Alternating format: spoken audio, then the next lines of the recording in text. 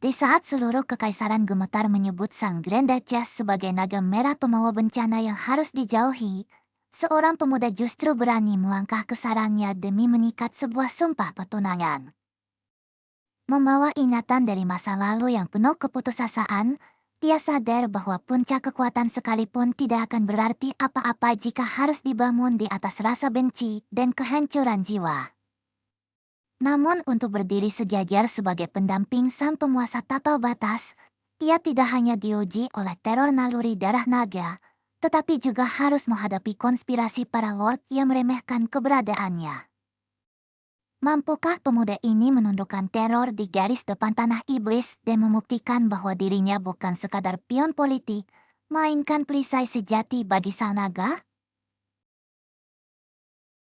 Surat bersegel di atas meja menetapkan pertunangan seorang putra Rosnova dengan Grand Duchess Valdrova, sebuah keputusan yang sama sekali tidak memberinya ruang untuk memilih. Di balik meja keluarga Rosnova, sang kepala keluarga menatap pemuda di hadapannya tanpa kehangatan dan menuntut agar ia memahami akibat keputusan tersebut. Nama Ferda Rosnova akhirnya melekat pada pemuda yang memekul di tempat ketika mendengar dirinya akan ditunangkan dengan seorang Grand Duchess. Bagi bangsawan muda seperti Ferda, pertunangan itu terdengar bukan seperti kehormatan, melainkan vonis mati yang dibungkus perintah keluarga. Bayangan Ferda berjalan seorang diri dengan bekal kecil memperjelas pilihan pertama. Menolak berarti dibuang dari keluarga Rosnova. Pilihan kedua bahkan lebih buruk. Gambaran cakar naga yang mencabik tubuhnya membuat menerima pertunangan terasa sama dengan menyerahkan nyawa. Meski dua jalan itu sama-sama kejam, Ferda hanya menginginkan satu hal sederhana, tetap dianggap sebagai bagian dari keluarganya. Kenangan beralih pada Ferda yang masih muda, terengah-engah dan basah oleh keringat setelah memaksa tubuh lemahnya terus berlatih. Sebagai putra ketiga dari seorang selir, Ferda selalu dipandang rapuh. Para pelayan bahkan menertawakan latihan bertahun-tahun yang tak menunjukkan hasil. Tubuhnya nyaris roboh, tetapi Ferda bertahan karena ia tidak mempunyai siapapun yang bersedia berdiri di sisinya. Dengan pedang masih tergenggam, Ferda terus memulang ayunan yang sama, percaya bahwa usaha tanpa henti suatu hari akan membuat keluarganya mengakui dirinya. Dari jendela kediaman, ayah Ferda sempat mengawasi latihan itu, namun tatapannya tetap terlalu jauh untuk disebut dukungan. Harapan kecil di wajah Ferda bertahan di tengah kelelahan. Ia sungguh percaya pengakuan keluarga hanya tinggal menunggu waktu. Seorang kakak berambut perak mendatanginya dengan pedang dan segera meremehkan kabar bahwa Ferda berani memulai latihan ksatria. Tubuh Ferda kemudian terhempas ke dinding retak, sementara sang kakak menegaskan bahwa sejak awal ia tidak pernah memiliki hak untuk menjadi ksatria.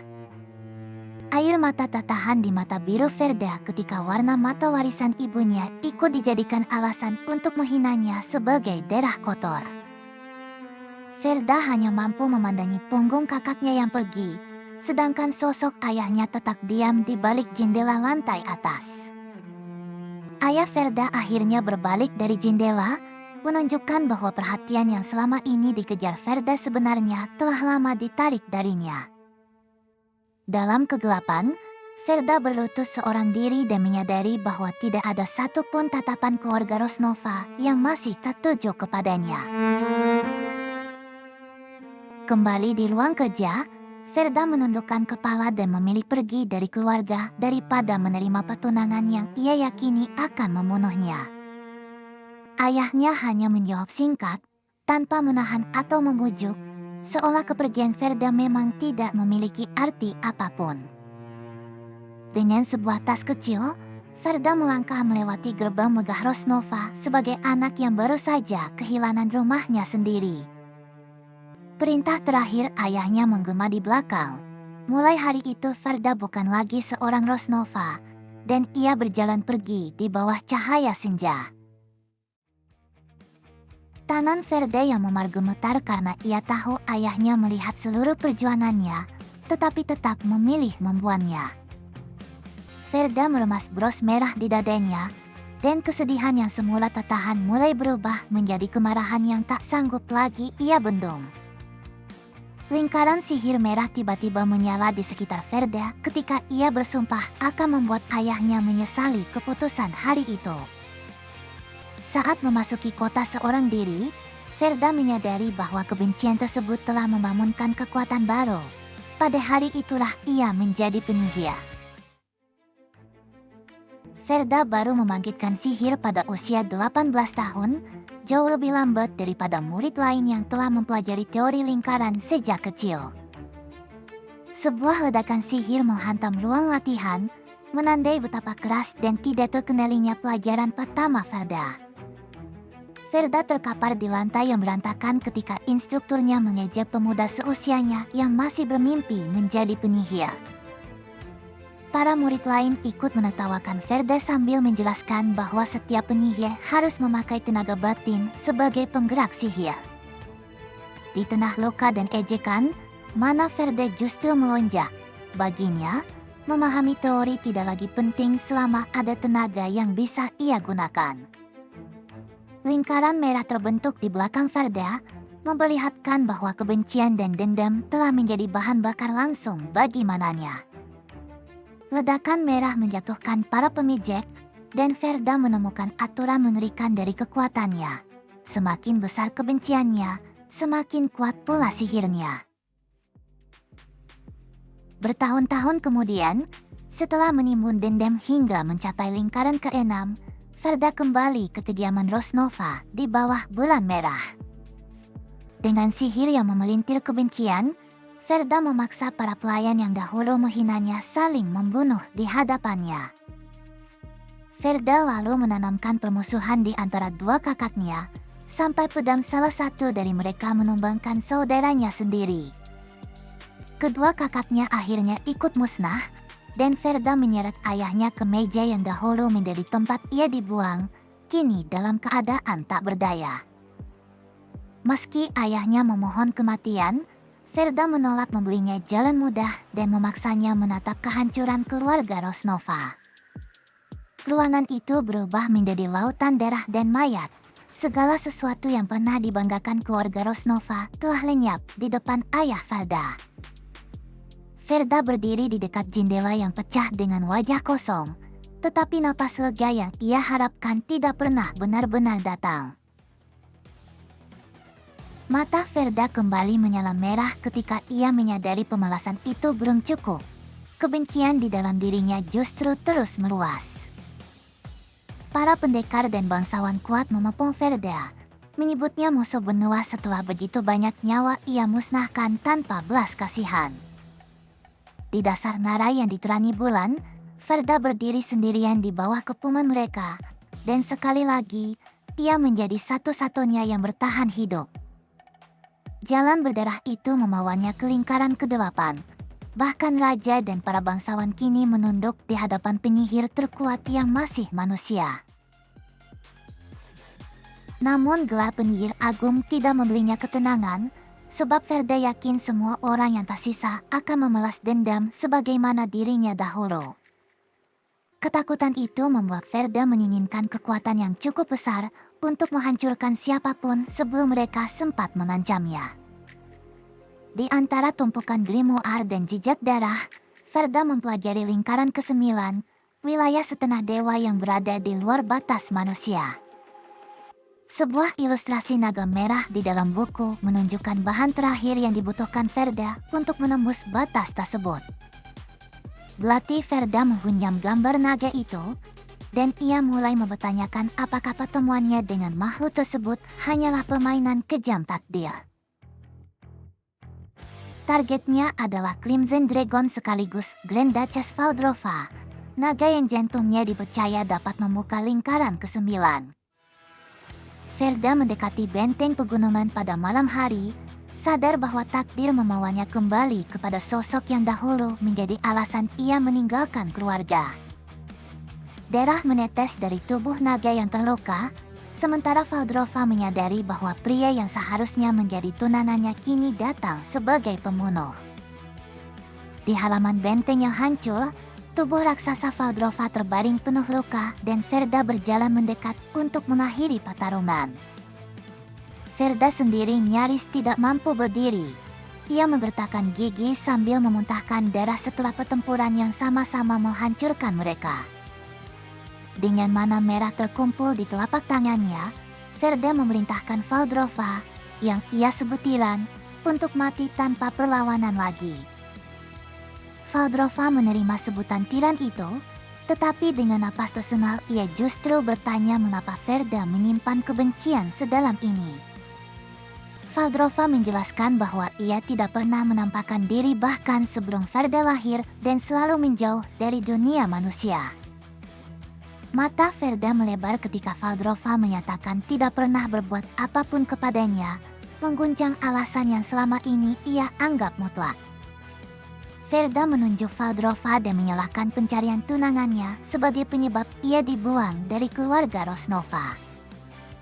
Batu-batu di sekitar mereka mulai terangkat saat Valdrova bertanya apakah semua itu benar-benar kesalahannya, dan Ferda menjawab tanpa ragu bahwa memang demikian. Ferda menumpahkan seluruh amarahnya, menuduh keserakahan seekor naga yang menginginkan pasangan manusia telah menghancurkan hidupnya. Cakar Valdrova bergetar halus sebelum ia menerima tuduhan itu dengan suara tenang yang justru terdengar lebih sedih daripada marah. Ferda menangkap perubahan kecil dalam sikap Valdrova, tetapi belum mampu memahami makna dari reaksi yang tidak sesuai bayangannya.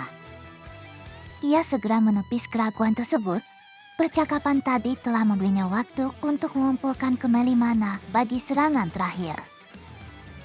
Saat Ferda bersiap menyeram, Valdrova bangkit dan berkata bahwa kini ia memahami apa yang dimaksud Ferda. Valdrova menghantamkan cakarnya dengan keras, membuat Ferda spontan mengira naga itu akan kembali menyerangnya. Lingkaran pertahanan Ferda muncul seketika di depan tubuhnya, sementara keterkejutan membuat seruan pendek lolos dari mulutnya. Namun yang terdengar berikutnya justru bunyi daging takoya dan semburan darah dari tubuh Valdrova sendiri. Darah menetes di depan mata Ferda yang terbuka lebar. Serangan itu sama sekali tidak diarahkan kepadanya. Valdrova telah menancapkan cakar ke dadanya sendiri, memaksa Ferda terpaku melihat tindakan yang tidak masuk akal itu. Ferda memandang luka tersebut dengan bingung dan bertanya dalam hati mengapa Valdrova sengaja menyakiti dirinya sendiri. Dengan suara melemah, Valdrova memastikan kembali bahwa sihir Ferda memang membutuhkan jantung seekor naga. Ferda salah mengira niatnya dan berteriak agar Valdrova berhenti, takut jantung yang ia butuhkan akan dihancurkan. Cahaya keemasan meledak dari balik sisik dada Valdrova, menandai bahwa jantung itu sedang dipisahkan dari tubuhnya. Ferda menggerakkan sihir dengan putus asa dan bersumpah tidak akan membiarkan satu-satunya jalan menuju lingkaran ke-9 rusak. Valdrova tetap menarik jantungnya keluar meski energi Ferda mencoba menahan gerakan tersebut, dan tubuhnya semakin dipenuhi retakan. Gelombang tenaga dari dada Valdrova meledak dan melempar Ferda menjauh ketika naga itu merau menahan rasa sakit. Luka di tubuh Valdrova terus terbuka, tetapi cakarnya berhasil membawa sumber cahaya itu keluar dari dalam dadanya. Jantung naga yang masih utuh bersinar di antara cakarnya, membuat Ferda hanya mampu menatap sambil menolak apa yang sedang terjadi. Tubuh Valdrova jatuh menghantam lantai benteng, dan Ferda berlari mendekat sambil menanyakan nasib jantung yang ia kejar. Pantulan jantung bercahaya memenuhi mata Ferda. Benda itu bergetar di hadapannya tanpa sedikit pun terlihat hancur. Valdrova meletakkan jantungnya yang masih utuh di depan Ferda dan, dengan sederhana, menyuruhnya mengambil benda tersebut.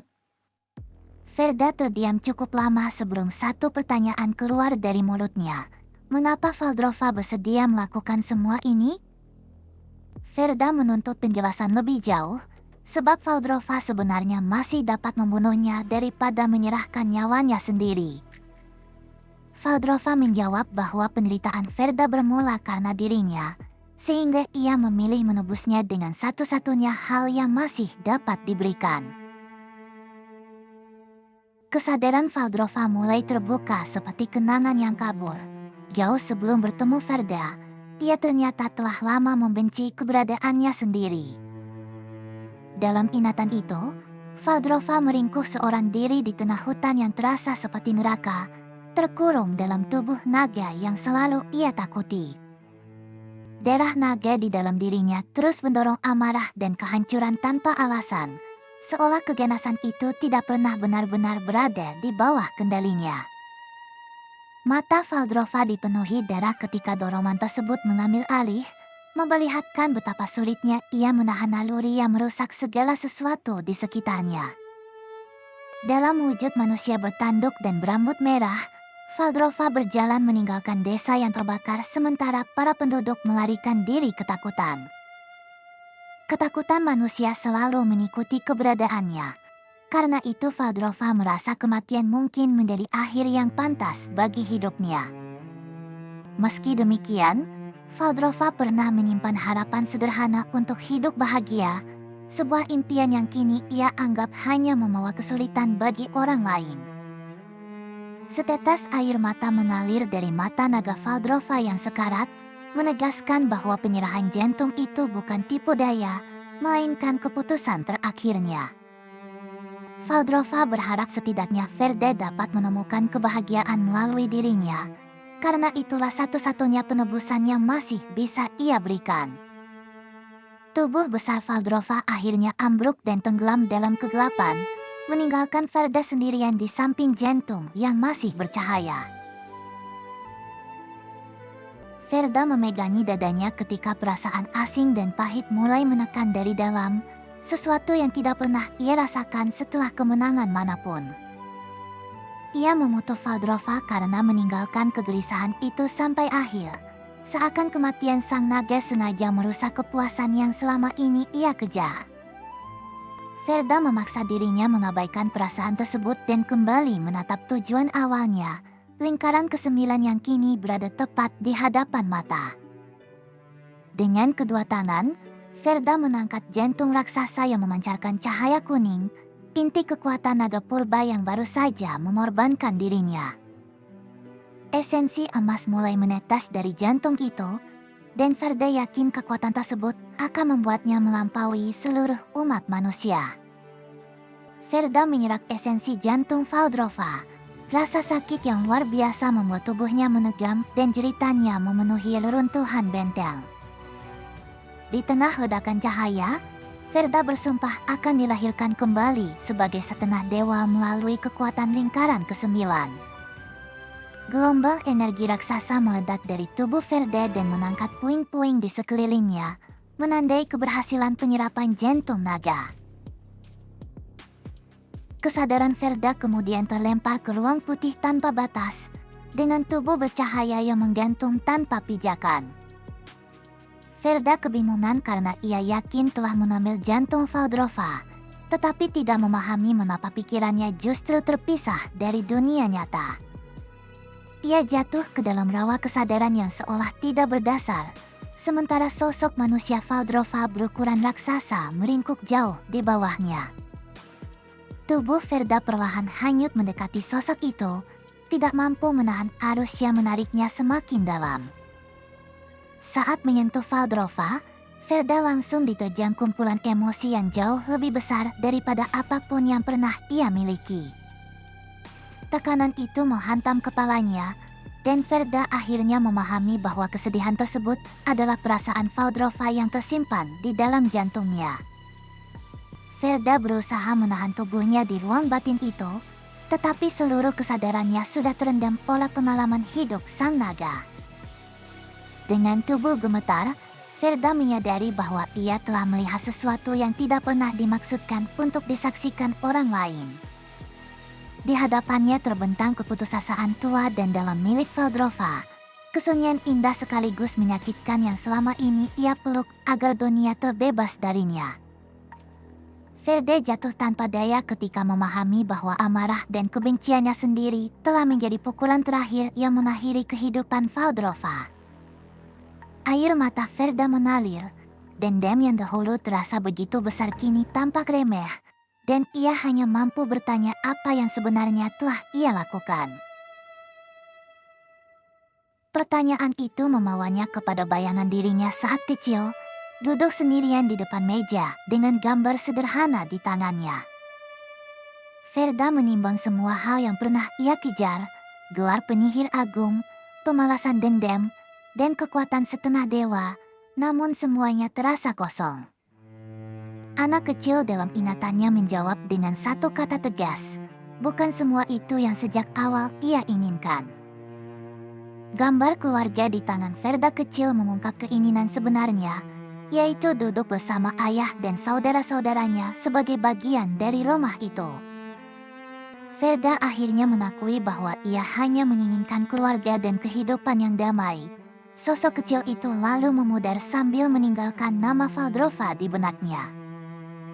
Bayangan Valdrova dalam wujud manusia berdiri di dekat jendela, dan Ferda bertanya apakah sang naga sebenarnya menginginkan kebahagiaan sederhana yang sama.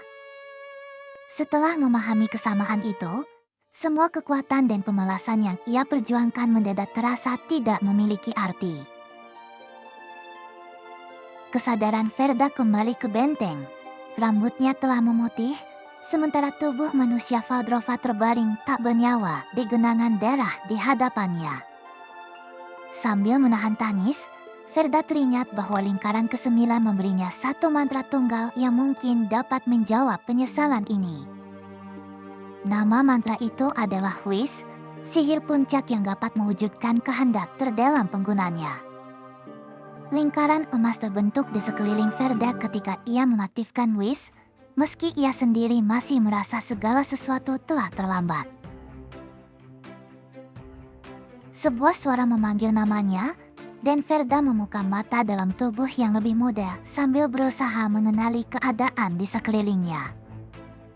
Ia mendapati dirinya kembali berdiri di ruang kerja keluarga Rosnova, tempat keputusan pertunangan dahulu mengubah seluruh hidupnya. Pria di balik meja memanggilnya Ferda dan memarahinya. Nama Erembald Rosnova pun terungkap sebagai ayah yang dahulu membuangnya.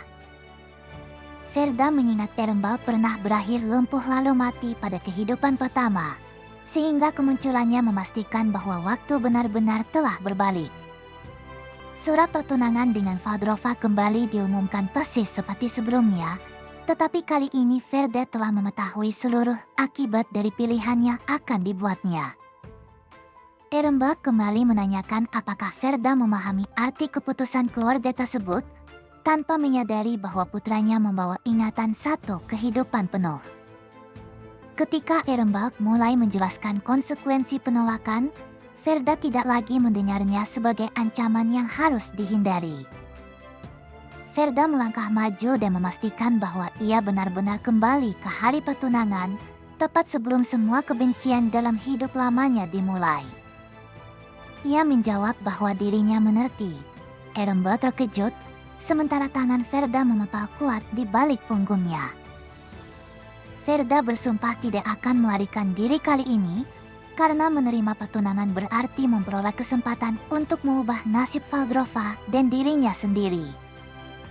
Dengan sikap resmi di hadapan Erembald, Ferda menyatakan menerima pertunangan tersebut dan membuka jalan bagi kehidupan keduanya. Putra kedua keluarga Rosnova, Huren Rosnova, menerima berita bahwa Ferda telah menyetujui pertunangan dengan Grand Duchess Valdrova. Huren sulit mempercayai keputusan itu dan segera mencari tahu apa yang Ferda lakukan setelah menerima perintah dari keluarganya. Pelayan itu menjelaskan bahwa Ferda belum pergi. Sebaliknya, dia memulangkan semua pelayan dan mengunci diri di kamarnya. Mengetahui masih ada waktu, Huren menyeringai dan memutuskan untuk berbicara terakhir kali dengan adiknya. Di dalam kamar, Ferda yang sudah bersiap mendengar suara langkah kaki tergesa-gesa mendekati pintunya. Huren menerobos masuk tanpa mengetuk dan berteriak menuntut alasan Ferda masih berada di kediaman Rosnova. Namun, setelah melihat isi kamar, Huren tiba-tiba terdiam. Ferda sudah berpakaian rapi dan meletakkan koper di sampingnya, jauh dari gambaran putus asa yang Huren harapkan. Tanpa rasa takut, Ferda hanya bertanya apakah pantas seorang kakak menerobos masuk tanpa mengetuk pintu. Ferda menjelaskan bahwa ia sendiri yang menyuruh para pelayan pergi, karena mulai sekarang ia harus terbiasa mengurus dirinya tanpa bantuan mereka. Perubahan itu membuat Huren bertanya-tanya apakah pemuda di depannya itu benar-benar Ferda yang selama ini ia kenal. Ferda memahami arti pertunangan itu dengan sangat jelas. Keluarga Rosnova sedang menyingkirkannya melalui perintah resmi. Huren segera mengoreksi maksudnya. Bukan hanya dibuang, pertunangan dengan Valdrova bisa membawa Ferda menuju kematian. Ferda menjawab pelan bahwa ia mengetahui risiko tersebut jauh lebih baik daripada Huren. Sebelum Ferda, tunangan pertama Valdrova adalah pangeran ketiga Kekaisaran Arken. Pangeran itu dikenal cerdas, tampan, dan dipercaya rakyat. Bahkan ia melepaskan kesempatan menjadi kaisar demi mengikat pertunangan dengan sang naga. Namun, hanya sehari setelah ia berangkat untuk memenuhi pertunangan, perjalanannya berakhir di hadapan Valdrova. Pangeran ketiga sempat berlutut dengan senyum penuh keyakinan, seolah yakin pesonanya akan menjamin keberhasilannya. Kenyataannya, ia dihajar sampai babak belur hanya sehari setelah tiba di wilayah Valdrova.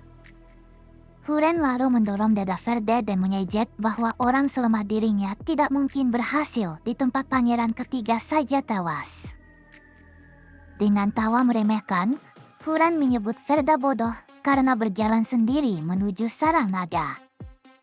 Huren bahkan memperingatkan agar Ferda tidak melarikan diri dari perintah keluarga.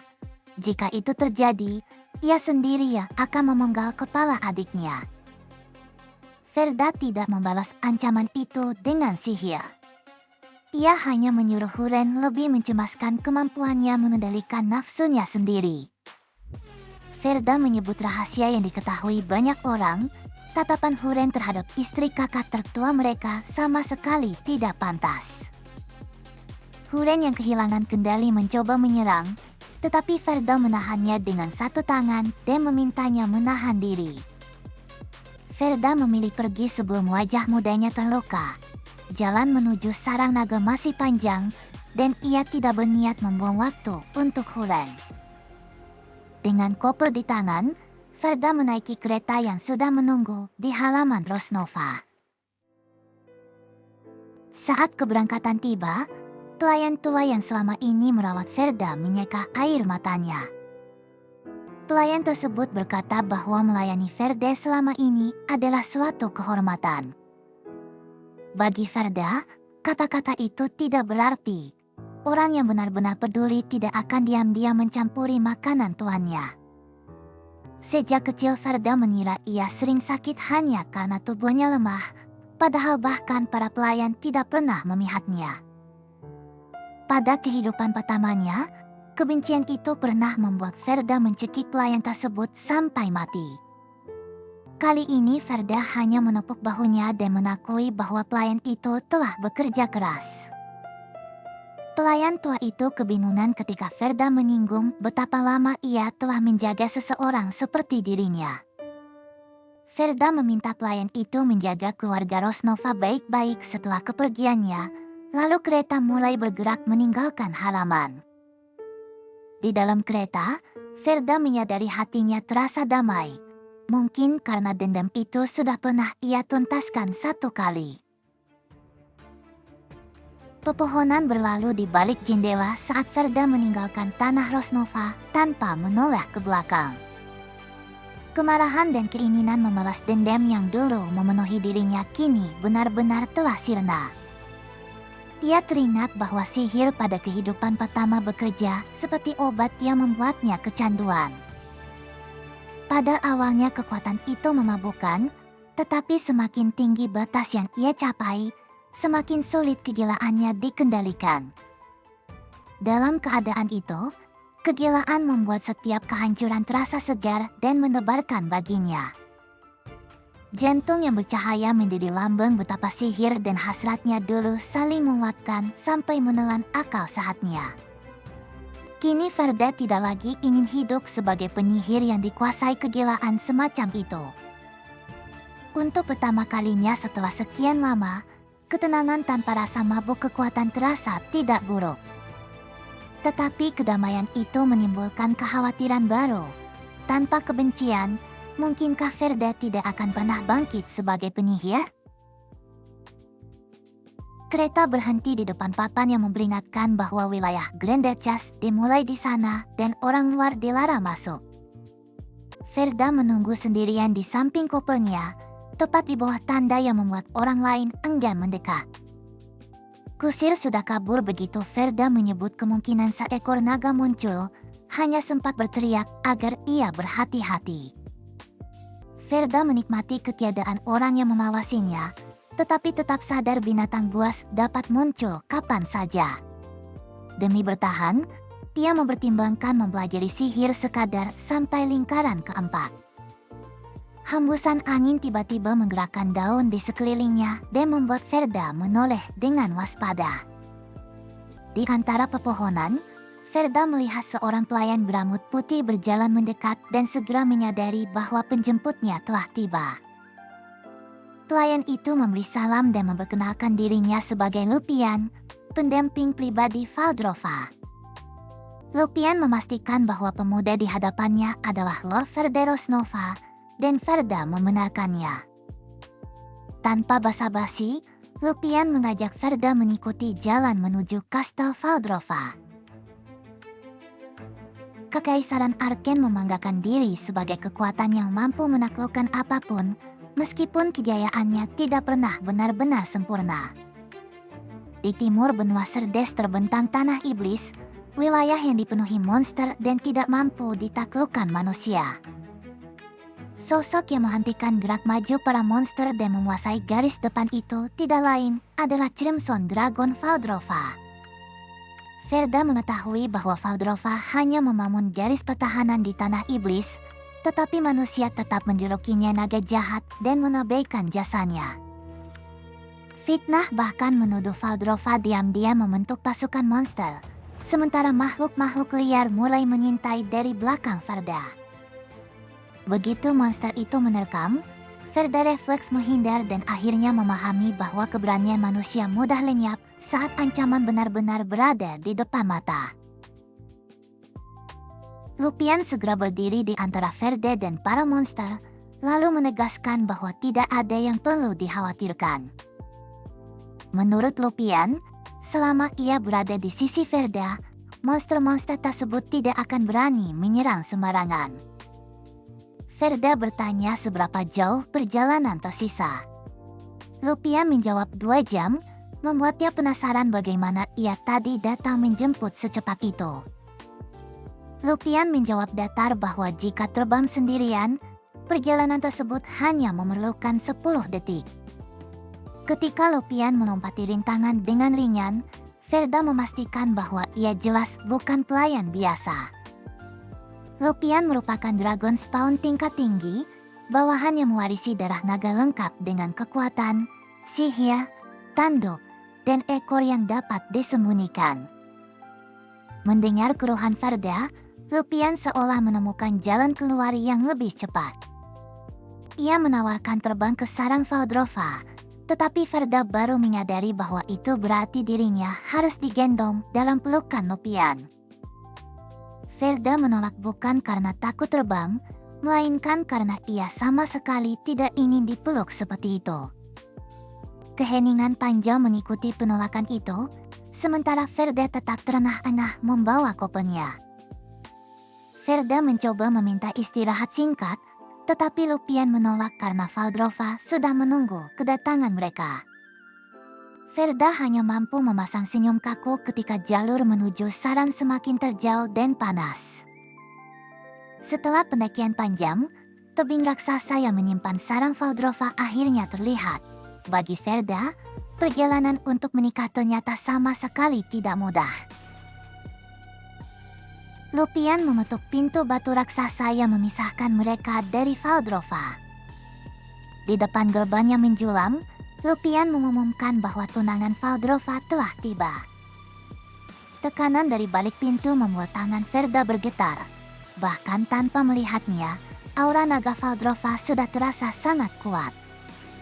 Lupian berkata ia akan menyampaikan pesan Valdrova dan memperingatkan Ferda agar tidak melangkah sembarangan.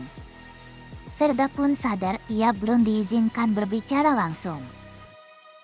Dalam hati Lupian meragukan apakah manusia seperti Ferda pantas berdiri di hadapan Valdrova, lalu ia menerima izin untuk meneruskan pesan majikannya.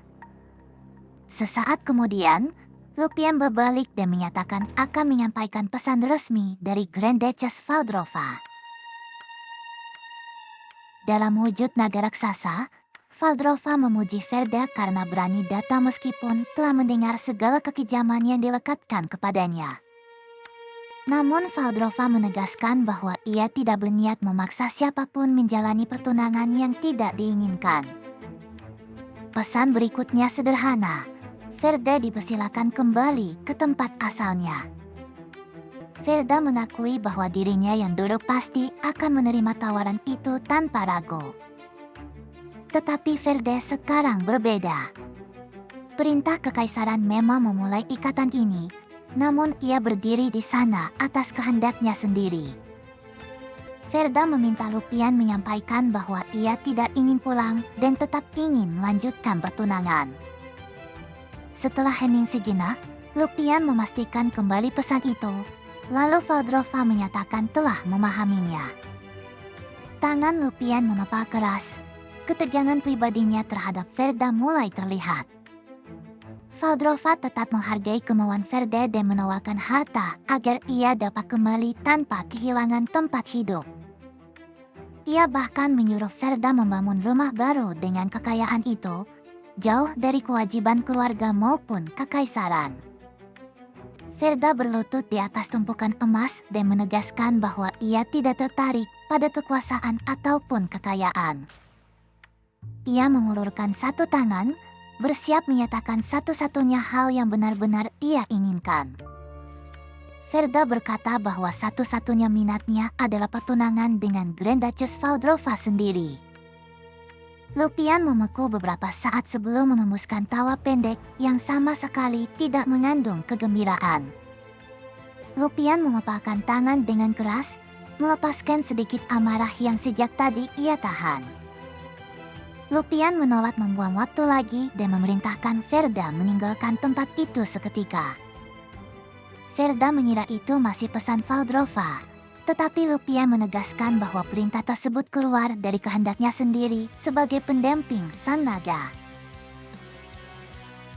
Ketika Ferda tetap tidak mau pergi, tanduk, cakar, dan ekor Lupian muncul bersama tekanan darah naga.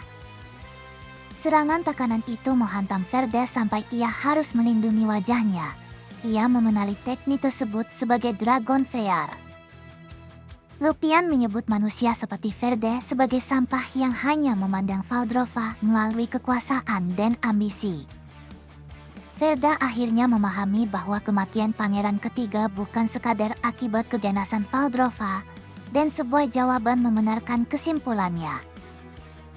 Pangeran ketiga ternyata datang dengan pikiran penuh rencana pernikahan politik dan niat memanfaatkan Valdrova untuk dirinya sendiri. Bagi Valdrova, keyakinan pangeran bahwa niat itu tidak akan diketahui merupakan kesombongan yang memalukan. Lupian mengakui bahwa pangeran itu memang sangat arogan, lalu kembali melangkah mendekati Ferda. Dalam sekejap Lupian menjatuhkan dan menahan tubuh Ferda, lalu menyatakan bahwa di matanya ia tidak berbeda dari manusia sebelumnya. Dengan napas tertahan, Ferda dituduh menipu Valdrova dan diancam akan mati seperti pangeran ketiga. Alih-alih melawan, Ferda tersenyum lemah dan bersiap menjawab dengan kejujuran penuh. Ia menyebut namanya sendiri dan bersumpah kepada Lupian bahwa tidak ada satupun kebohongan dalam kata-katanya. Ferda menegaskan bahwa tidak ada siapapun yang memaksanya datang, dan ia juga tidak mencari keuntungan apapun. Ferda teringat bagaimana pada akhir kehidupan pertama Valdrova memberikan jantungnya kepada dirinya yang saat itu masih egois. Kali ini Ferda mengulurkan kedua tangan dan berjanji akan menjadi sekutu Valdrova, datang sebagai pria yang sungguh-sungguh akan menjadi tunangannya. Meskipun tubuhnya masih tergeletak babak belur, Ferda menyatakan bahwa ia datang sebagai pria yang akan menjadi tunangan Valdrova. Karena mereka ditakdirkan menjadi pasangan, ia meminta sang naga berbicara langsung kepadanya, bukan terus melalui seorang pendamping. Di bawah aura gelap itu, tangan Lupian bergetar. Ia merasa Ferda telah menghina majikannya secara terang-terangan dengan keberaniannya.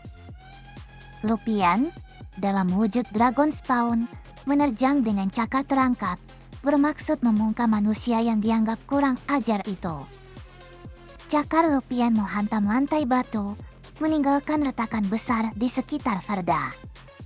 Namun, pemuda itu tetap sadar. Lupian tiba-tiba menghentikan serangannya. Ia meminta izin untuk pergi sebentar, dan Ferda mengizinkannya dengan sikap tenang yang justru membuat Lupian makin jengkel.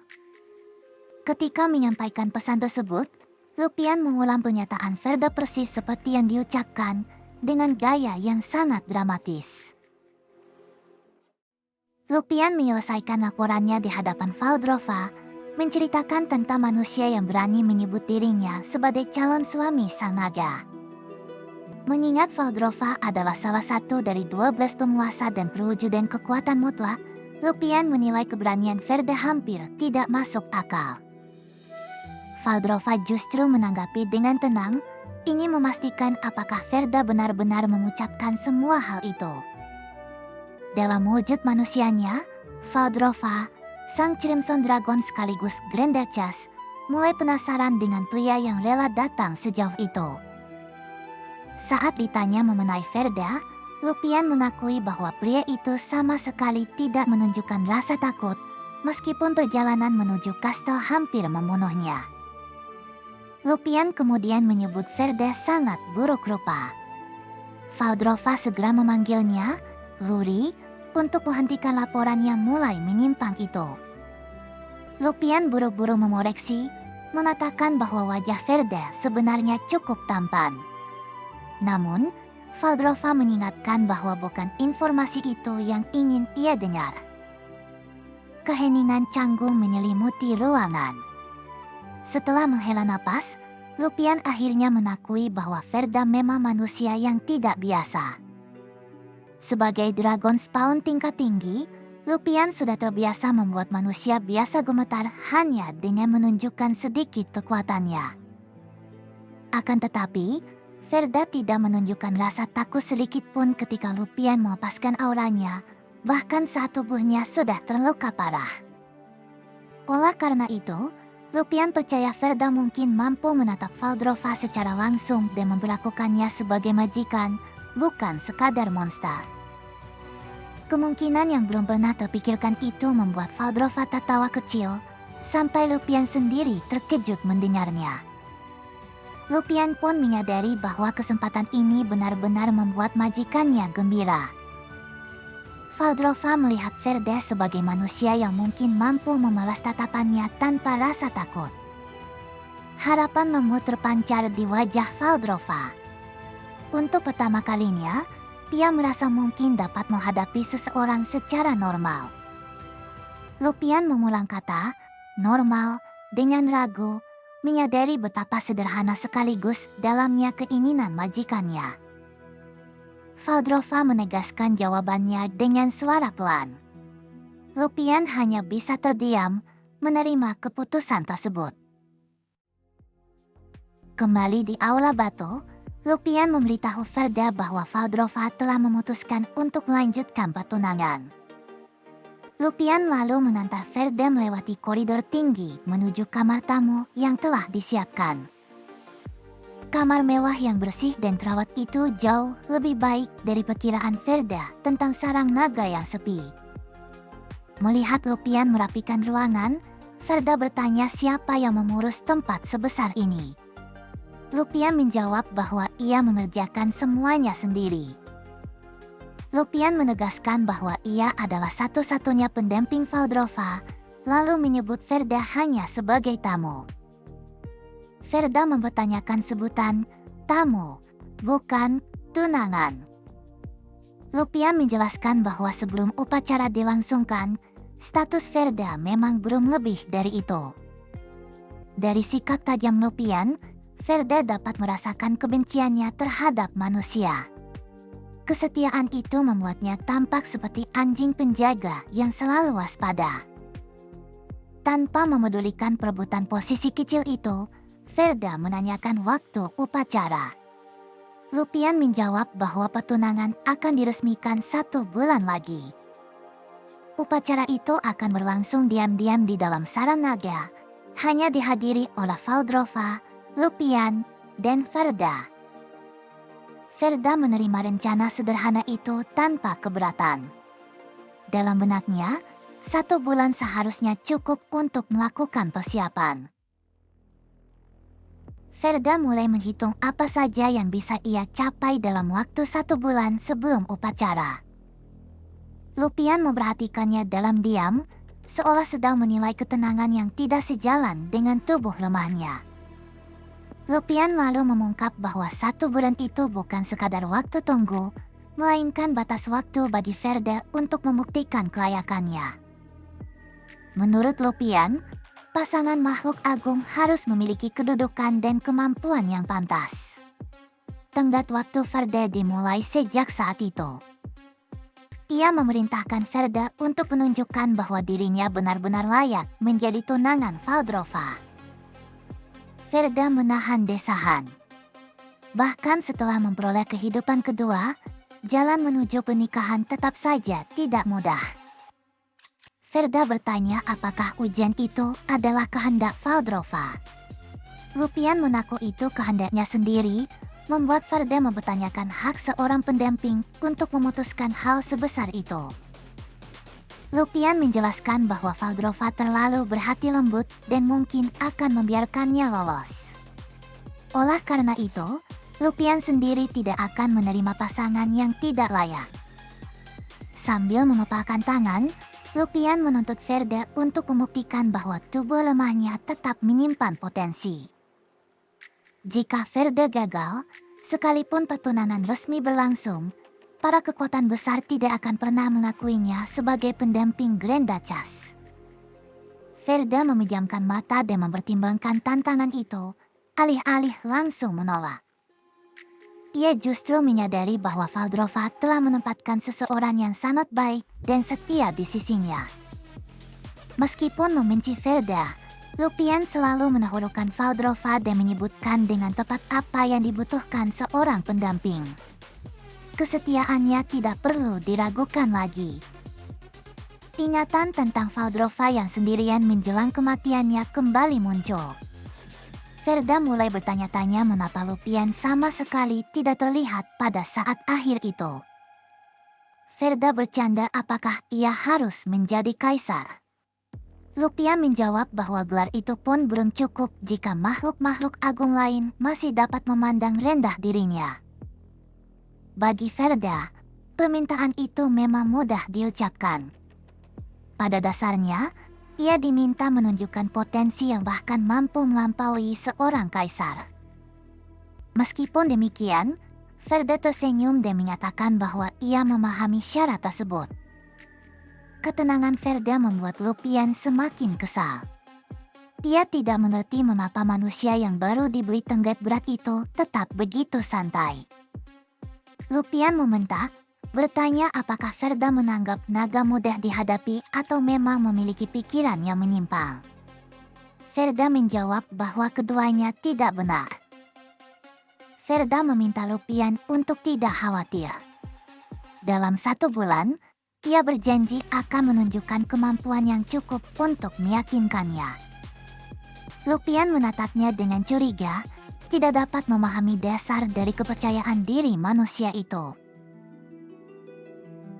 Malam turun di atas sarang naga yang menjulang tinggi, menandai dimulainya pencarian Ferda akan bukti kelayakan.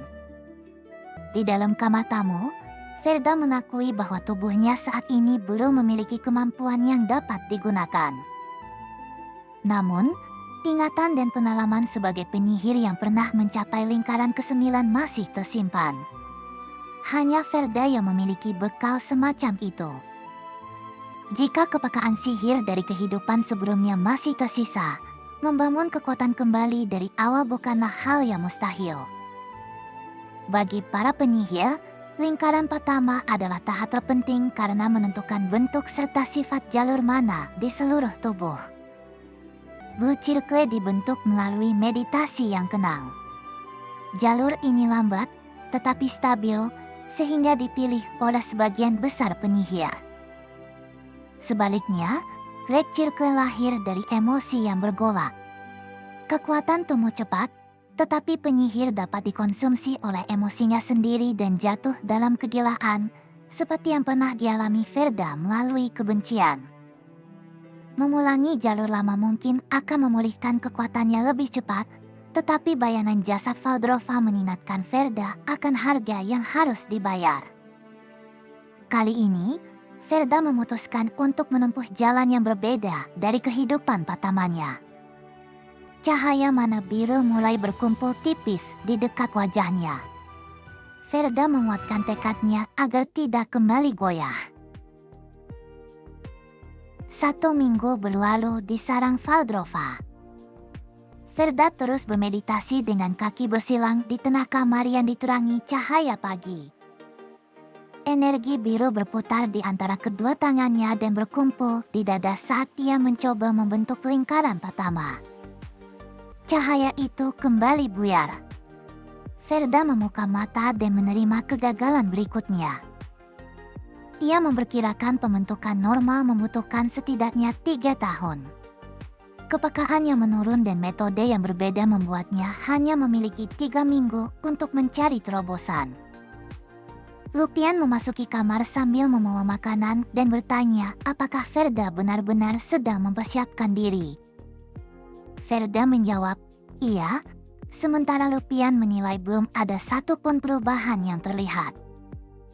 Sambil tetap makan dengan tenang, Ferda berkata bahwa hasil akan muncul jika ia terus mencoba, meskipun Lupian masih memandangnya penuh keraguan. Dalam hati, Ferda mengakui bahwa ia sama sekali belum berkembang. Dia membutuhkan pendekatan lain sebelum waktunya habis. Getaran berat tiba-tiba mengguncang meja dan seluruh ruangan, memutus makan siang mereka. Ketika Ferda menanyakan penyebabnya, Lupian menjelaskan bahwa Valdrova sedang menundukkan monster. Valdrova sendiri sedang menyapu bersih monster yang merayap keluar dari tanah iblis di ujung timur wilayah itu. Menatap jendela yang masih bergetar, Ferda mulai melihat pertempuran Valdrova sebagai kemungkinan jawaban atas kebuntuannya. Ia pun mengatakan kepada Lupian bahwa dirinya ingin menyaksikan pertempuran tersebut secara langsung. Lupian memperingatkan bahwa lebih baik Ferda tidak melihatnya. Ferda segera menanyakan alasannya. Gambaran naga yang mengamuk menjelaskan peringatan itu. Pikiran manusia biasa hampir mustahil bertahan menghadapi pemandangan tersebut. Lupian bahkan mengatakan Ferda mungkin akan mempermalukan diri sebelum upacara.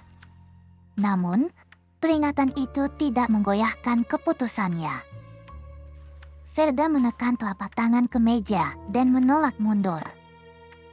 Ia berdiri tegak dan menyatakan bahwa menyaksikan pertempuran Valdrova dengan matanya sendiri adalah kewajiban orang yang akan menjadi pasangannya. Angin membelah padang terbuka saat mereka meninggalkan sarang menuju garis depan. Lupian membuka sepasang sayap putihnya dan membawa Ferda melesat di udara dengan kecepatan yang mengerikan. Mereka akhirnya mendarat di sebuah punggung bukit berumput yang menghadap langsung ke medan pertempuran. Ferda jatuh bertumpu pada tangan dan lututnya. Kecepatan terbang Lupian hampir menyamai perpindahan ruang dan membuat tubuhnya kewalahan. Dalam keadaan mual, Ferda masih menatap Lupian. Ia mengingatkan bahwa dirinya bukanlah pemandangan yang perlu diperhatikan. Lupian menyuruh Ferda berdiri dan mengarahkan pandangannya lurus ke depan. Ferda mengangkat mata birunya ketika debu dan tekanan besar mulai menyapu cakrawala. Gelombang mana ungu yang kolosal menjulang dari kejauhan, membuat Ferda dan Lupian tampak seperti titik kecil di tepi tebing. Wajah Ferda menegang saat ia akhirnya merasakan skala kehadiran yang sedang bertarung di bawah sana. Di kejauhan, Valdrova bertarung melawan monster raksasa berkepala banyak di tengah tanah yang telah menghitam. Leher-leher panjang monster itu melilit tubuh Valdrova dari berbagai arah, berusaha menghancurkannya dengan jumlah. Valdrova meledakkan kekuatan dari pusat lilitan dan memecah kepungan dalam satu benturan dahsyat. Beberapa kepala monster tersentak mundur sambil menggeram, sementara api dan puing memenuhi medan. Tubuh merah Valdrova menerobos celah pertahanan dan merobek lawannya dari jarak dekat.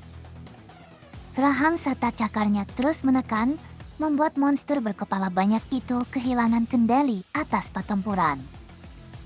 Valdrova mengangkat kepala dan mengumpulkan panas menyilaukan di dalam tenggorokannya. Fireblade menyembur ke bawah sebagai pilar api raksasa yang membakar seluruh area serangan. Lupian tetap berdiri di atas bukit ketika gelombang kejut menyapu tempat mereka, sudah terbiasa dengan kekuatan majikannya. Ledakan terakhir menghantam tubuh monster dan memecah tanah di sekitarnya. Sisa tekanan dan suara mencapai Ferda. Ia menutup kepala ketika seluruh inderanya mulai terguncang. Ferda akhirnya roboh dengan kedua lutut dan dahinya menempel pada tanah. Barulah ia memahami bahwa kekuatan itu bukan sekadar semburan api. Dragon roar yang terkandung di dalamnya menekan jiwa makhluk yang mendengarnya. Sambil terengah-engah di tepi bukit, Ferda mendengar Lupian bertanya apakah kini ia sudah mengerti. Lupian berdiri di atasnya dan menunjukkan betapa tidak masuk akal seorang manusia mencoba mengikat naga sebagai pasangan, seolah membangun penjara untuk makhluk sebesar itu. Di bawah bayangan Valdrova yang menguasai medan, Lupian menyatakan bahwa inilah wujud kekuatan sejati yang harus mampu dihadapi Ferda jika ingin menjadi pasangannya. Di atas bukit, Ferda masih gemetar di tanah, dan Lupian berdiri menilai bagaimana ia bereaksi terhadap sisa rauman Valdrova. Lupian melihat tubuh Ferda yang tak henti-hentinya gemetar. Ia memang sudah memberi peringatan tentang hal itu dari awal. Lupian menjelaskan, darah Crimson Dragon mengandung esensi yang olah manusia dicap sebagai sifat naga jahat. Esensi tersebut bukan cuma kekuatan, melainkan naluri buas yang mendorong pemiliknya ke arah kehancuran dan pembunuhan. Lupian mengatakan, dorongan itu sudah ada sejak lahir. Tekad manusia yang mudah goyah akan diuji setiap hari jika menjadi pasangan naga. Itulah sebabnya Lupian percaya manusia dan naga takkan pernah bisa menyatu. Dan impian Valdrova untuk membangun hidup bersama manusia hanya akan sia-sia. Akan tetapi, Ferda justru mengucapkan penilaian yang sama sekali tak terduga oleh Lupian. Meski tubuhnya masih gemetar, Ferda tersenyum dan menyebut Valdrova yang baru dilihatnya sungguh luar biasa. Lupian terkejut. Setelah mengalami teror sebesar itu, Ferda bukannya takut, malah menatap Valdrova penuh kekaguman. Kesimpulan spontan Lupian malah menarah ke hal yang lucu. Menurutnya, tunangan itu pasti masokis gila. Malam hari di sarang Valdrova, Ferda punya waktu untuk merasakan efek dari kunjungannya ke medan perang. Sambil berbaring di kamar, Ferda mengakui sudah mempersiapkan diri, namun tekanannya jauh di luar dugaannya. Tubuhnya hancur oleh Dragon Fear dan sisa Dragon Roar, bahkan sekadar menggerakkan anggota tubuh pun terasa sangat berat. Ferda bahkan harus digendong Lupian ke kamar karena sudah tak punya tenaga lagi di bukit. Ferda bersyukur pikirannya masih jernih, namun satu hari latihan telah terlewat dan lingkaran sihirnya belum terbuka. Di tengah kelelahannya, Ferda kembali bertanya mengapa ia begitu berhasrat menyaksikan pertempuran Valdrova. Ia mengingat kembali pemandangan sore itu, berharap dapat menemukan sesuatu yang selama ini hilang dari jalur sihir barunya. Saat ingatan itu muncul, tubuh Ferda kembali merasakan ketakutannya menusuk hingga ke tulang. Pertempuran itu memang menakutkan, namun kekuatannya justru membuat Ferda tak bisa memalingkan muka. Valdrova menyembunyikan identitasnya di ujung timur benua dan terus memusnahkan monster seorang diri. Semua penderitaan itu ia pikul demi melindungi dunia dan orang-orang yang masih ia sayangi. Menurut Ferda, Valdrova terlihat seperti ksatria merah yang agung, sengaja memilih jalan yang paling berat. Rasa kagum itu kembali memenuhi hatinya. Semakin ia memikirkannya, sosok Valdrova terasa semakin luar biasa. Dalam perasaan itu, Ferda mulai membayangkan apakah ia sungguh bisa berjalan bersama Valdrova. Ketika harapan itu timbul, arus merah tiba-tiba menyala di dadanya, ciri khas Red Circle yang dulu muncul dari kebenciannya. Ferda langsung menolaknya. Ia tak ingin mengulangi kegilaan masa lalu hanya untuk mendapatkan mana. Akan tetapi, bayangan Valdrova di pikirannya membuat arus merah itu kembali berdenyut, seolah langsung bereaksi pada perasaan yang belum ia mengerti. Semakin terang ia mengingat pertempuran Valdrova, semakin lancar pula jalur mananya, meski emosi ini bukan kemarahan atau dendam. Ferda berusaha memberi nama pada dorongan itu, namun kekaguman yang samar itu begitu lemah hingga bisa lenyap kapan saja. Ia memutuskan berhenti mencari nama dan memfokuskan seluruh kesadarannya pada emosi yang sedang ia rasakan. Perasaan itu ia tekan, putar, dan padatkan dengan kendali yang sudah diasahnya selama ini. Arus merah yang tak terkendali itu mulai menyatu menjadi lingkaran tunggal, tak lagi menyebar kemana-mana. Lingkaran pertama akhirnya terbentuk di telapak tangan Ferda, masih merah namun berasal dari tekad yang berbeda. Ferda memegang dadanya dan bersumpah takkan membiarkan kesalahan dan masa lalu itu terulang lagi. Esok paginya, Lupian terperanjat saat tahu Ferda sudah membuka jalur mananya hanya dalam satu malam. Lupian nyaris tak percaya. Sehari sebelumnya Ferda bahkan hampir tak bisa berdiri, padahal membuka jalur secepat ini biasanya tidak mungkin.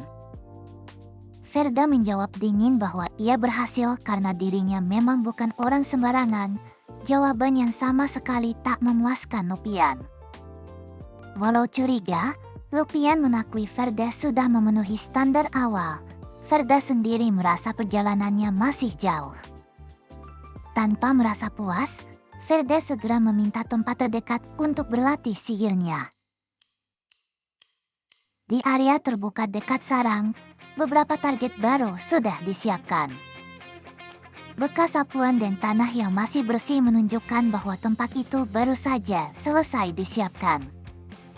Lupian menunjukkan lapangan latihan yang ia buat sendiri sesuai permintaan Ferda.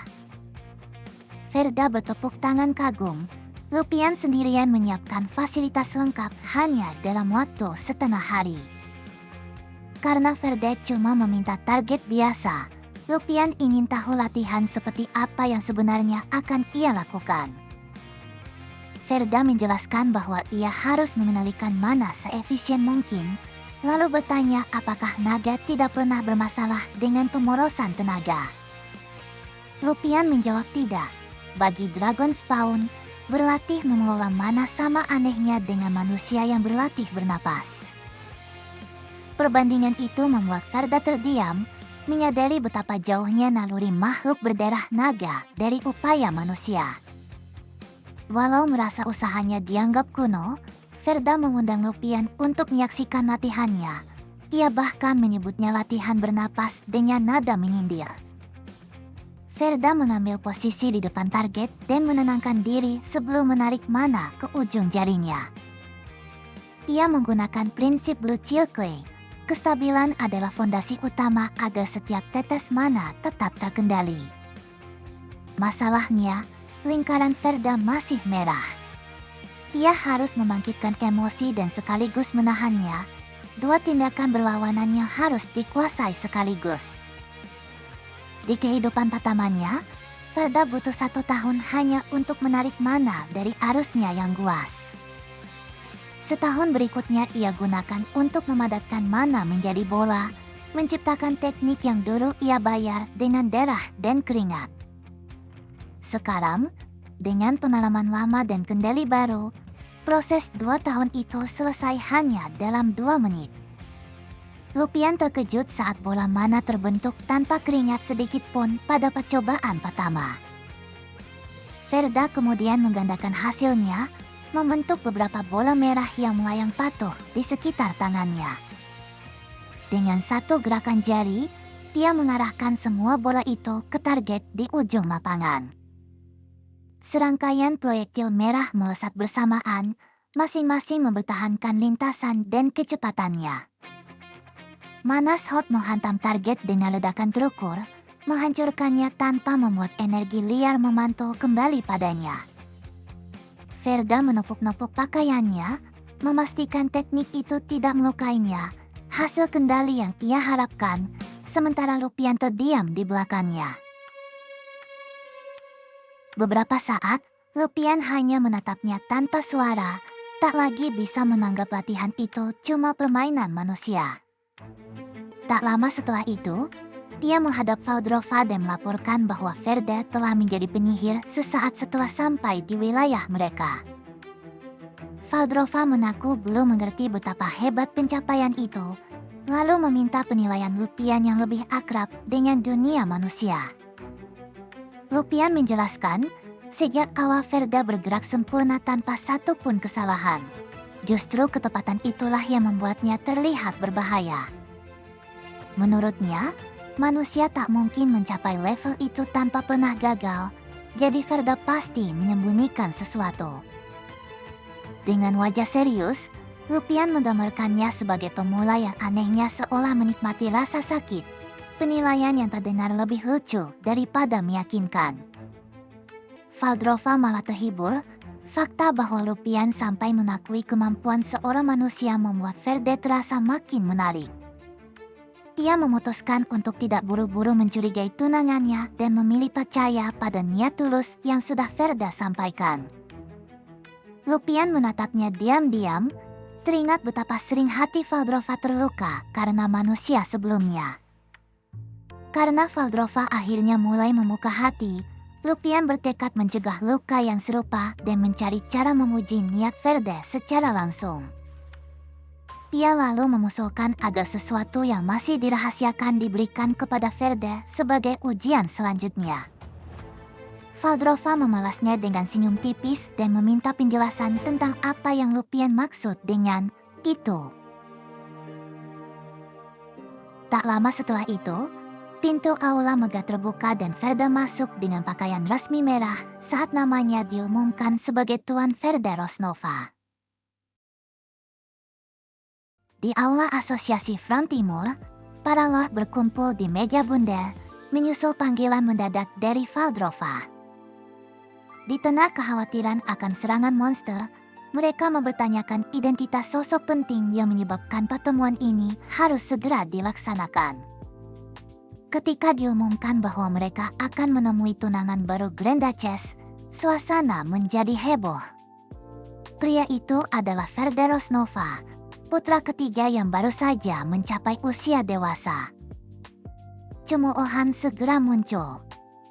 Ferda dinilai sebagai seorang bocah berusia 18 tahun yang bahkan tidak mampu mengayunkan pedang dan hanya berlindung di balik nama besar Rosnova. Seorang lord senior menutup matanya dengan penilaian bahwa Ferda tidak akan mampu bertahan lama di sisi Valdrova. Ulfera Concilius menyetujui ejekan tersebut dan meyakini bahwa Grand Duchess sendiri akan segera membatalkan pertunangan itu. Pintu aula terbuka lebar ketika nama Verde diumumkan, menghentikan seluruh pembicaraan yang sedang berlangsung. Verda melangkah masuk dengan mengenakan mantel merah resminya, sementara Lupian mengikutinya beberapa langkah di belakang. Beberapa saat sebelumnya, Verda masih mempertanyakan alasan mengapa ia harus segera menemui para lord yang telah berkumpul. Lupian menjawab bahwa tugas tersebut tidak dapat dihindari, kemudian menguji Verda apakah ia memahami alasan Valdrova menyandang gelar Grand Duchess. Ingatan Verda kembali pada Black Dragon Godwyn, perwujudan kegelapan yang turut melahirkan Raja Iblis, dan pada Valdrova sebagai sosok yang telah mengakhiri hidup naga hitam tersebut. Atas jasa tersebut, Kekaisaran menganugerahkan gelar Grand Duchess beserta wilayah timur kepada Valdrova. Karena sang naga menangani penaklukan monster, calon suaminya harus mengelola wilayah dan para lord. Pembagian tugas itu sederhana. Valdrova mengurus urusan luar, sedangkan Verda akan memegang urusan dalam. Dalam hati, ia menyadari bahwa perannya tidak ubahnya seperti pengelola rumah tangga sang naga. Verda menangkap maksud lain di balik tugas itu. Valdrova memberinya sedikit kekuasaan, namun belum sepenuhnya percaya. Oleh karena itu, ia menerima pertemuan tersebut. Kembali di aula, Verda memperkenalkan diri sebagai calon suami Valdrova dan meminta satu hal sebelum pembahasan resmi dimulai. Dengan tatapan tenang, Verda bertanya bagaimana para lord ingin diperlakukan olehnya. Pertanyaan pertama itu membuat mereka waspada. Verda jelas sedang menetapkan urutan kekuasaan, bukan sekadar menyapa. Pulvera tersenyum tipis dan menjawab bahwa mereka adalah para lord yang hidup di bawah cahaya Grand Duchess. Ia mengakui bahwa calon suami Valdrova layak dihormati, namun sengaja menggantung kalimatnya.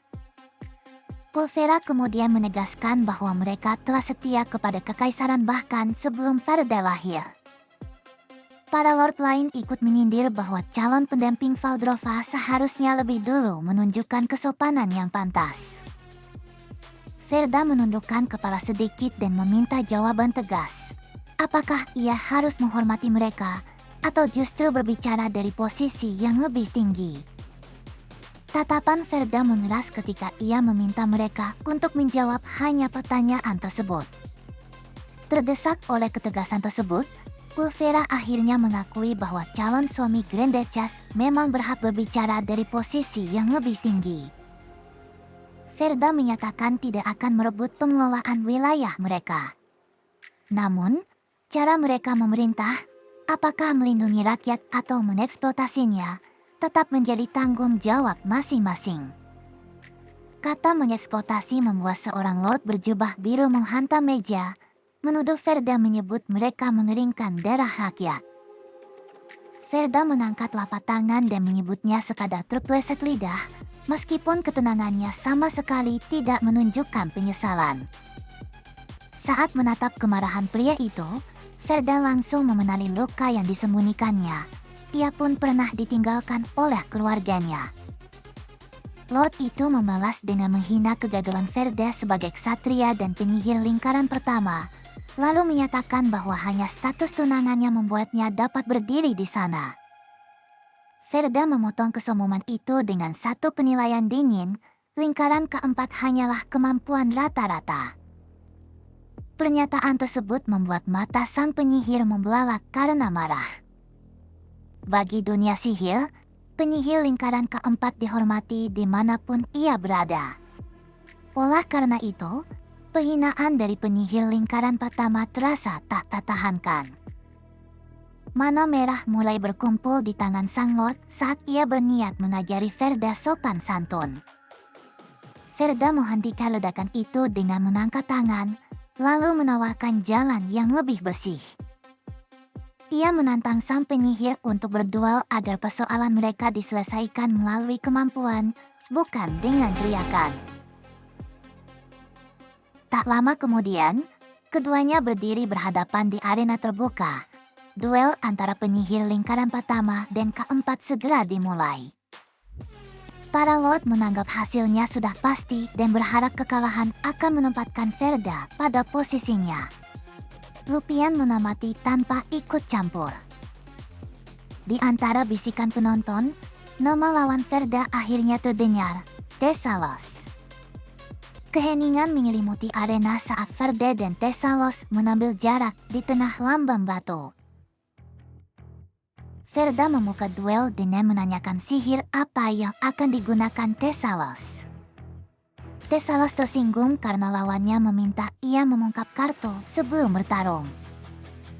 Dengan seringai, Thesalos menuduh Ferda ketakutan dan memberinya kesempatan terakhir untuk menyerah. Thesalos kemudian mengumumkan sihir tingkat keempat, Magic Blast, sambil membangkitkan lingkaran merah besar. Para penonton langsung gelisah. Magic Blast adalah mantra penghancur yang dapat membunuh Ferda jika mengenainya secara langsung. Ferda tidak mundur. Ia hanya menyatakan bahwa satu-satunya mantra yang dapat ia gunakan adalah Manas Hot. Thesalos tertawa karena Ferda hendak melawan mantra tingkat tinggi dengan teknik dasar. Ferda mengangkat satu tangan dengan tenang dan menjawab bahwa ia mengenal Manas Hot jauh lebih dalam daripada yang diperkirakan lawannya.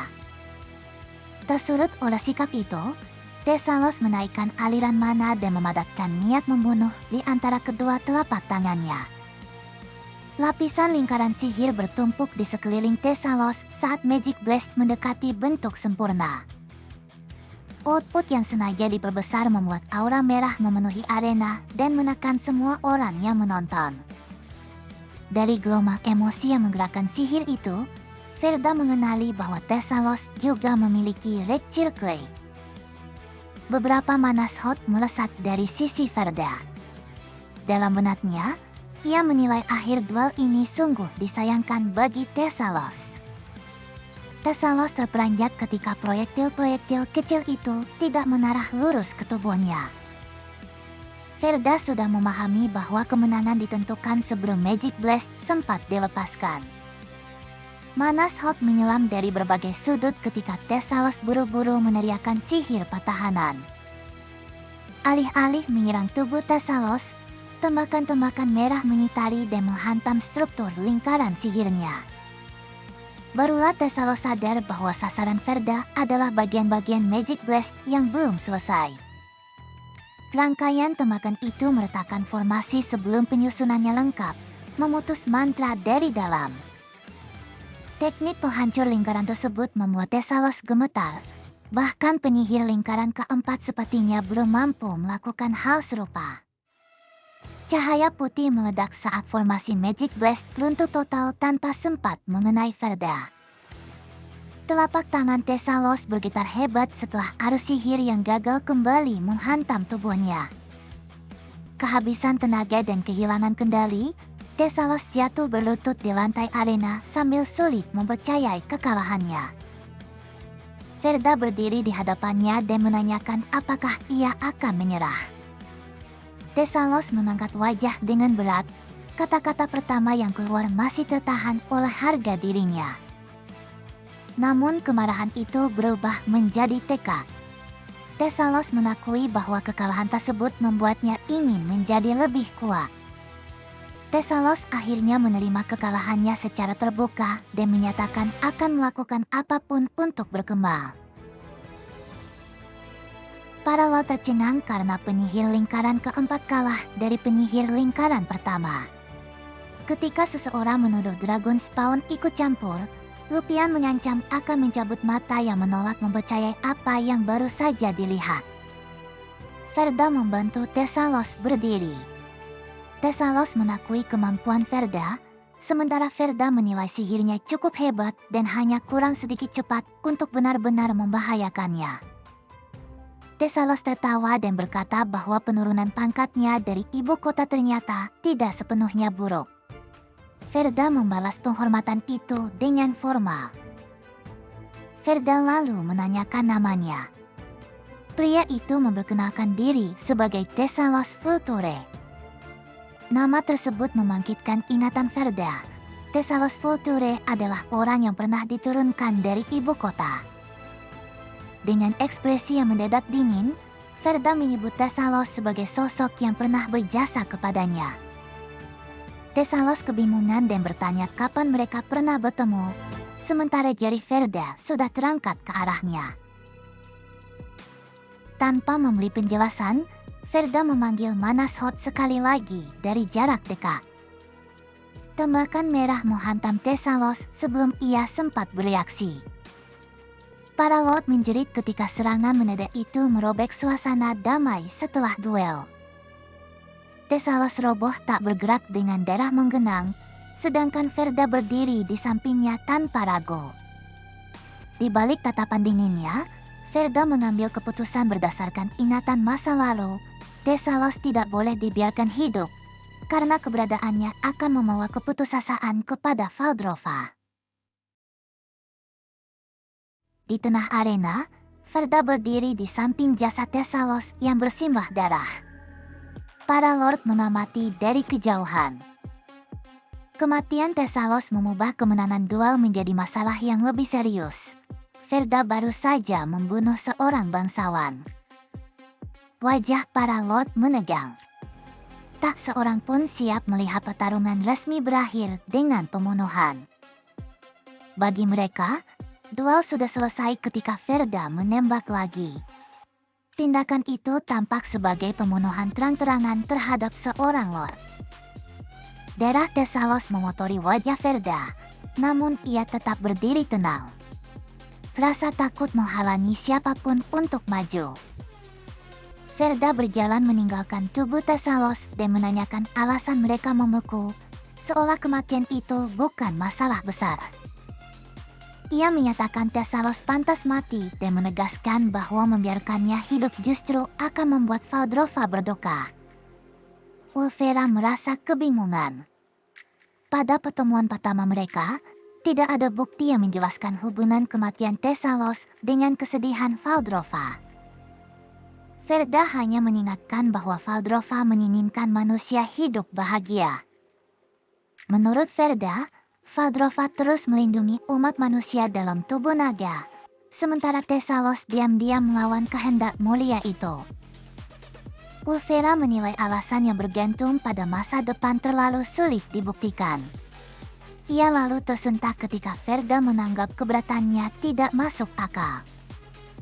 Ferda menoleh dengan tatapan dingin dan menyatakan ia sama sekali tidak peduli pada penilaian para lord yang lain.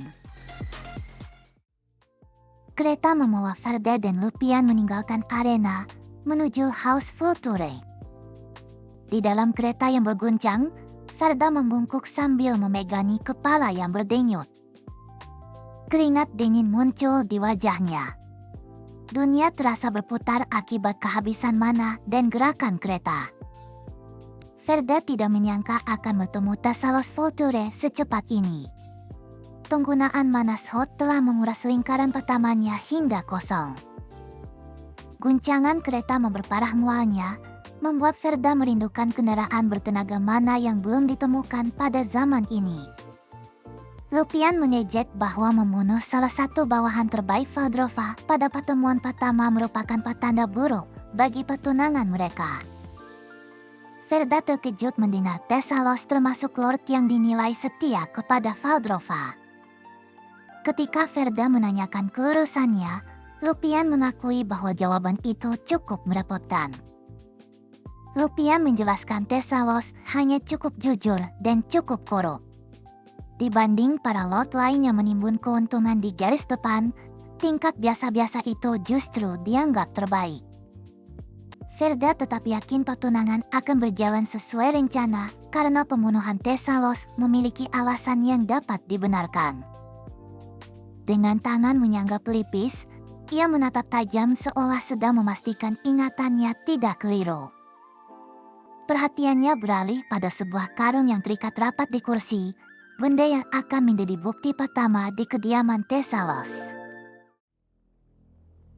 Saat matahari terbenam, kereta tiba di House Future. Ferda meyakini kejahatan berat Thesalos masih berlangsung pada masa ini. Seorang kepala pelayan membungkuk dan menyambut tamu dari Kastel Glendaches di aula utama House Volture. Ketika sang pelayan berkata tuannya sedang pergi, Ferda dengan datar menjawab bahwa Thessalos sudah mati. Ferda menyerahkan karung besar itu lebih dulu, membuat kepala pelayan menerimanya tanpa memahami isinya. Lupian memerintahkan agar karung tersebut digantung di tempat yang terlihat jelas dari gerbang kastil. Saat ikatannya terbuka, kepala Thessalos muncul dari dalam. Kepala pelayan langsung memenali tuannya dengan wajah pucat. Jeritannya menggema ke seluruh House Volture, menandai kedatangan Ferda dengan teror yang tidak mungkin disembunyikan. Di kamar tidur Thessalos yang mewah, Ferda merasa kediaman itu sunyi seperti rumah yang telah lama kosong. Ferda dan Lupian membongkar perabot demi mencari bukti. Lupian menuntut kejahatan nyata setelah kepala seorang lord dipajang, meskipun ia sendiri membantu memenggalnya. Lupian sempat mengancam akan mematahkan pertunangan, tetapi Ferda menemukan pintu tersembunyi di bawah ranjang. Jari Ferda meraba sisi rangka ranjang dan menemukan mekanisme pemuka yang disamarkan. Ferda meminta Lupian menyingkir agar ia dapat membuka jalan tanpa terkena serangan. Lupian memepakkan tangan, memilih kekuatan kasar daripada memutar-atik mekanisme kecil itu. Satu pukulan menghancurkan lantai dan ranjang, membuka lubang besar menuju ruang di bawah kamar. Dari tepi lubang, Lupian memastikan jalannya telah terbuka dan mengajak Ferda turun ke dalam. Tangga batu di bawah kamar dipenuhi jejak darah yang menuntun mereka semakin jauh ke bawah tanah. Bau darah yang menggenang begitu pekat sampai Ferda dan Lupian harus menutup hidung. Di ujung tangga terbentang laboratorium rahasia berisi mayat manusia dan monster yang dijahit serta dibongkar untuk penelitian. Lambang ungu di ruangan itu mengungkap afiliasi Thessalos dengan kelompok Demon Followers. Kelompok tersebut terdiri dari orang-orang yang mengejar kekuatan iblis dan rela meninggalkan kemanusiaannya. Thessalos ternyata seorang penyihir kegelapan sekaligus ahli nekromansi. Ia menyambungkan organ prajurit wilayahnya dengan tubuh monster. Kengerian eksperimen itu menegaskan satu hal bagi Ferda. Thessalos memang orang gila yang sudah memilih kematian. Lupian mengakui bukti sebagai Demon Followers sudah cukup untuk membenarkan eksekusi seorang lord, sembari kembali mencibir ketidakkandelan manusia. Namun Lupian masih curiga dan bertanya bagaimana Ferda dapat mengetahui keberadaan laboratorium tersembunyi tersebut.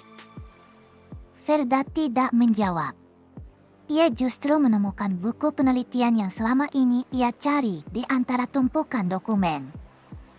Buku itu adalah karya tanpa nama Thessalos, Infinite Mana Cultivation Method, metode yang pernah mengubah jalan sihir Ferda. Dalam catatan masa lalu, Thessalos menjelaskan bahwa tubuh monster terus menghasilkan mana tanpa henti. Masalahnya, mana alami itu keruh dan berkualitas rendah sehingga hampir tidak dapat dimanfaatkan. Thessalos kemudian membayangkan cara meniru proses produksi mana milik monster di dalam tubuh lain. Jika hasil produksi itu terus dimurnikan, seorang penyihir dapat menarik mana murni tanpa henti. Metode tersebut menjanjikan sumber kekuatan tak terbatas yang bahkan dapat melampaui batas lingkaran sihir. Dengan pasukan monster mayat hidup yang diciptakannya, Thessalos berniat menghancurkan para bangsawan yang membuangnya ke wilayah naga. Pada kehidupan pertama, Ferda mendatangi penelitian itu dan menerimanya sebagai senjata untuk balas dendamnya sendiri. Ferda lama yang dipenuhi kebencian menyatakan metode tersebut akan sangat berguna untuk membalas seluruh penderitaannya. Ucapan terima kasih yang dingin menutup pertemuan itu, sebelum Ferda mengambil penelitian Thessalos untuk dirinya sendiri. Kini buku yang sama kembali berada di tangan Ferda. Metode tanpa nama inilah yang dahulu mempercepat perjalanannya menuju lingkaran ke-8. Ia tahu mempelajarinya lagi akan membuat pertumbuhan sihirnya beberapa kali lebih cepat, tetapi bayangan dirinya yang lama berdiri di belakang godaan itu.